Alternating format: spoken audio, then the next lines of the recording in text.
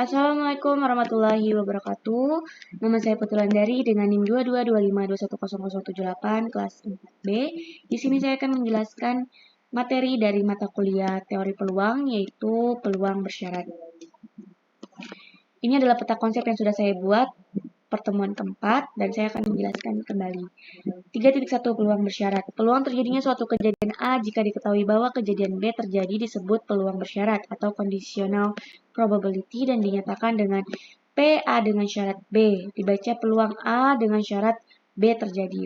Ilustrasi 1. Misalkan berikut data penduduk usia kerja 15-25 tahun di suatu desa. Laki-laki yang bekerja ada 460 dan yang menganggur 40, perempuan yang bekerja ada 140 dan yang menganggur 260. Misalkan pula akan memilih salah satu di antara mereka. Didefinisikan kejadian berikut. L sama dengan yang terpilih laki-laki dan B sama dengan yang terpilih sudah bekerja. Maka peluang yang terpilih laki-laki dengan syarat sudah bekerja adalah P peluang L dengan syarat B, yaitu sama dengan 460 per 600 sama dengan 23 per 30. Hal ini dapat dijelaskan sebagai berikut. Seperti di bawahnya. Dan selanjutnya ada definisi 3.1 peluang bersyarat. Jika PB lebih besar dari 0, maka peluang terjadinya A jika diketahui B terjadi didefinisikan sebagai peluang A dengan syarat B sama dengan peluang A irisan B per peluang B. Peluang A dengan syarat B sering juga diucapkan sebagai peluang A jika diketahui B atau peluang A dengan syarat B. Lanjut ada 3.2 hukum penggandaan atau law of multiplication dari hubungan peluang A dengan syarat B sama dengan peluang A irisan B per peluang B dan peluang B dengan syarat A sama dengan peluang A irisan B per peluang A. Kita peroleh dua cara untuk menentukan peluang A irisan B, yaitu peluang A irisan B sama dengan peluang B, peluang A dengan syarat B dan peluang A irisan B sama dengan peluang A dikali peluang B dengan syarat A.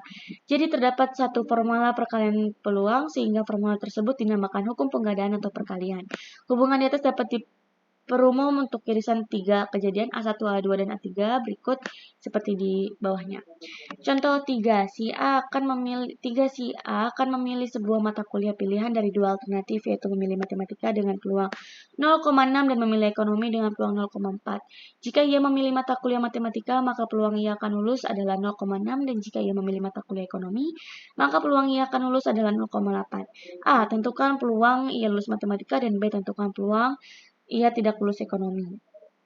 Maka peluang yang lulus matematika ada 0,36 dan peluang tidak lulus ekonomi adalah 0,32.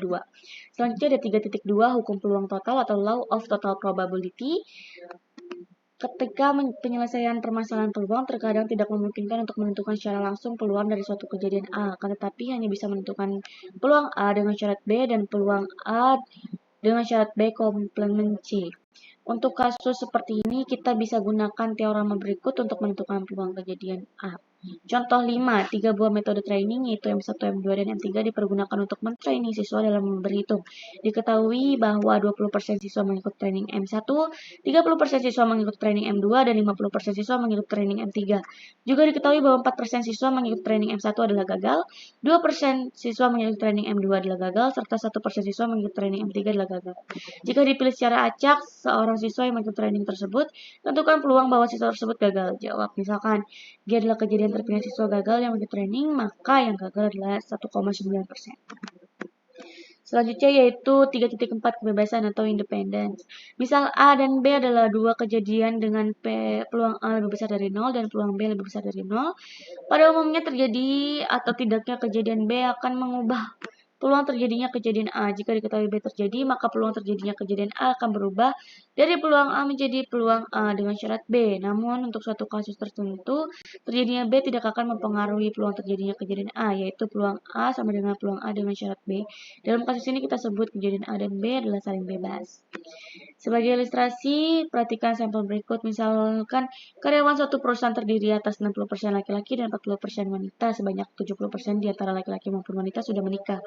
Untuk keperluan pemberian hadiah dari himpunan karyawan perusahaan tersebut dipilih seorang secara acak, misalkan LWK dan T berturut-turut menyatakan kejadian bahwa terpilih anak laki-laki, wanita, kawin atau menikah dan tidak menikah. Maka hasilnya adalah 0,12. Misalkan ada tambahan informasi bahwa orang terpilih adalah belum menikah, maka peluang bahwa orang tersebut laki-laki adalah PL dengan syarat T dan PL irisan T sama dengan PT sama dengan 0,18 sama dengan 0,3 sama dengan 0,6. Ternyata peluang ini adalah sama dengan peluang yang terpilih adalah laki-laki tanpa tambah informasi bahwa ia belum menikah.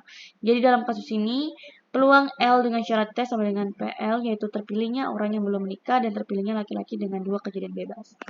Selanjutnya yang terakhir yaitu teorema Bayes. Teorema Bayes adalah misalkan B1, B2 sampai dengan Bn adalah partisi lepas dari ruang sampel S suatu percobaan. Jika PBI lebih besar dari 0 untuk semua I sama dengan 1, 2 sampai dengan N, maka untuk sembarang kejadian A dari S dengan peluang A lebih besar dari 0, dan untuk sembarang K yaitu 1, 2 sampai dengan N berlaku sebagai berikut. Buktinya yaitu karena B1, B2 sampai dengan Bn adalah berpartisi lepas dari ruang sampel S, maka berdasarkan hukum peluang total kita peroleh sebagai berikut. Dari definisi peluang bersyarat, maka kita peroleh sebagai berikut dengan penggantian PA dengan PA sama dengan sebagai berikut. Pada penyebut ruang kanan di atas, maka kita peroleh teorema Bayes. Contohnya sebagai berikut. Iya, mungkin itu saja yang bisa saya sampaikan. Kurang lebihnya mohon maaf. Wassalamualaikum warahmatullahi wabarakatuh.